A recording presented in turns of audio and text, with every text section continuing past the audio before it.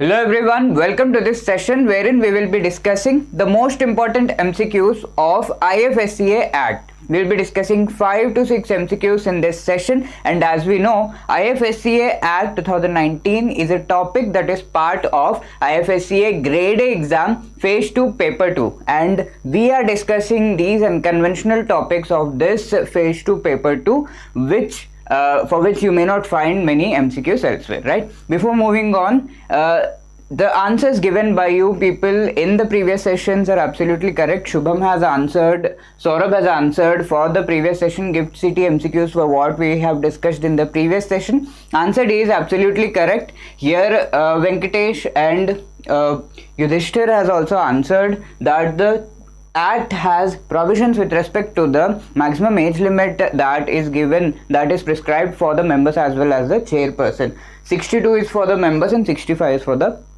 chairperson. Absolutely correct. And Sneha is saying PDF nahi mil rahi hai. PDF is in the Telegram channel. I have also checked it again. And Sagar and Knowledge Freak, you might find some discounts. आप हमारे website पर जाकर वहाँ पर जो courses हैं आप देख सकते हो. Discounts keep changing. And a lot of welcome to Krishna, right? So as we know, these are the topics that are slightly unconventional. IFSCA Act, Gift City, Gift IFSC, IFSC and Global Financial Centers.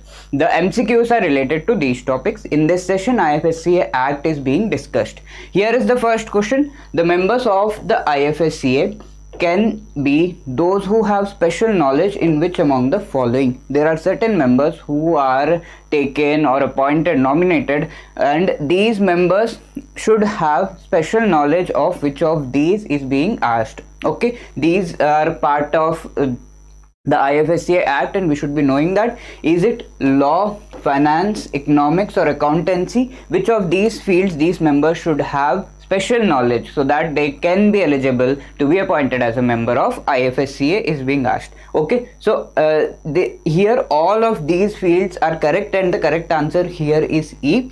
Our section 5 of the Act talks about these members and the composition of the authority, wherein the criteria with respect to certain members who can be appointed is given, and one of the criteria is having special knowledge or experience of law, finance, economics, accountancy, administration or in any other discipline that the authority feels. Okay, on the central government feels that it is important and it will help the IFSCA in increasing the representation of various fields.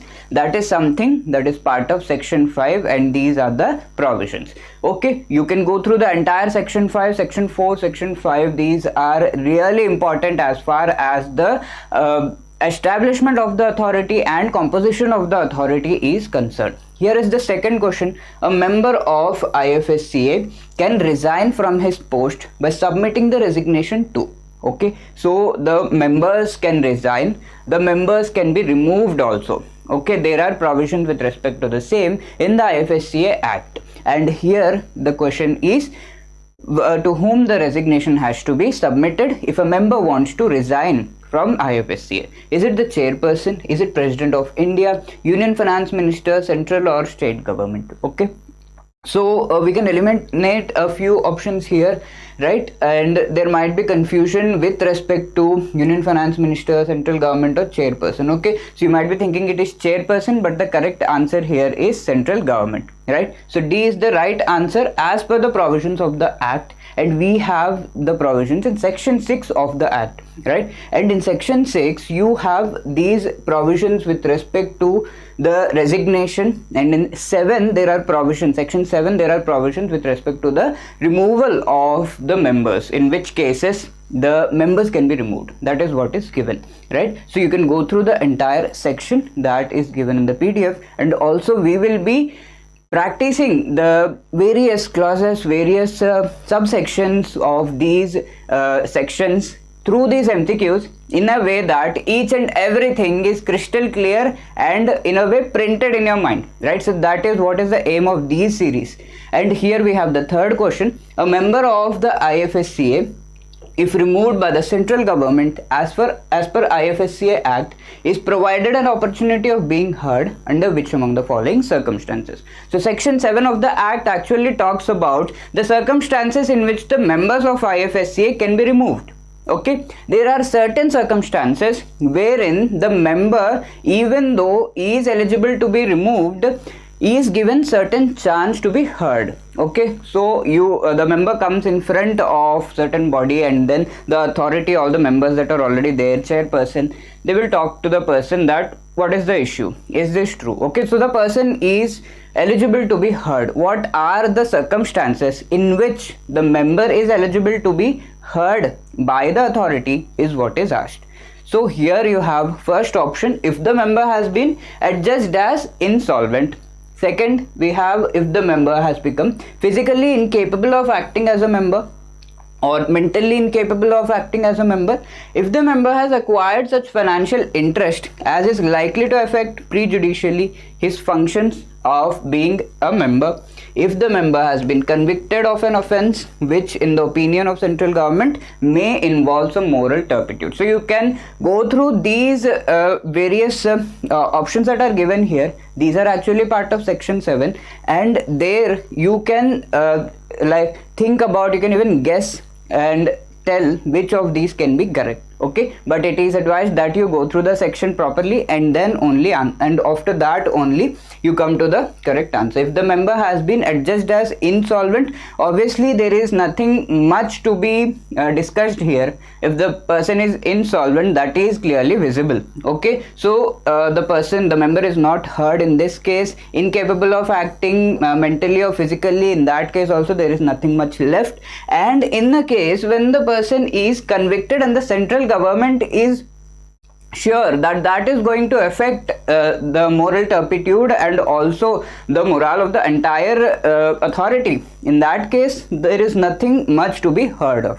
So in this way we can eliminate these, and the correct answer here is D. Okay, so in a case when the person has been charged with having certain financial interest that can affect his functions as being a member, in that case the person is heard. So we have various cases in which the member can be removed. Section 7 has the provisions with respect to that, we have seen them. And in two cases, that is when the member has acquired any financial or other interest which can affect his functions, or when the person has abused his position. Obviously in this case there is a chance is given to the member to be heard. Okay, so in case clause D and E is something wherein the person is heard. Okay, so these things must be known to you. Fourth question, which among the following sections of the IFSCA Act consist of the provisions with respect to the meetings of IFSCA? Okay, so there are provisions with respect to meetings of IFSCA in the Act, and there are certain regulations that have come up in this regard in 2020 with respect to the meetings that are to be conducted by the authority. Here the sections are given. In which of these sections do we have the provisions with respect to meeting is asked. Is it section 2? No, section 2 has provisions with respect to the application of the Act, that is to which IFSCs the Act is going to apply. IFSCs that are established under the SEZ Act is what is given in section 2, that the Act will be applied. Section 3 has various definitions. Then in 5 we have just seen the members, all the members and their the kind of members that are going to be part of the authority. With respect to that we have the provisions. Section 7 actually has the provisions with respect to removal of the members. Okay, just now we have discussed this. And section 8, my friends, has the provisions with respect to the meetings. Okay, in which way the meetings are to be conducted, and section 7 actually says that option E is correct here. Okay, so in which way the meetings are to be conducted, section 8 says that the meetings are to be conducted as per the regulations of the authority, and the regulations have mandated that every quarter, at least every quarter, the meeting has to happen. And if it happens, if the frequency is more than that, that is fine, but at least every quarter, right, it has to happen, which means at least 4 times per year the meeting should be conducted. These are as per the regulations which have come up in 2020 with respect to the meetings that are to be conducted by the authority for various decisions, right? Here we have question number 5, which is a homework question for you.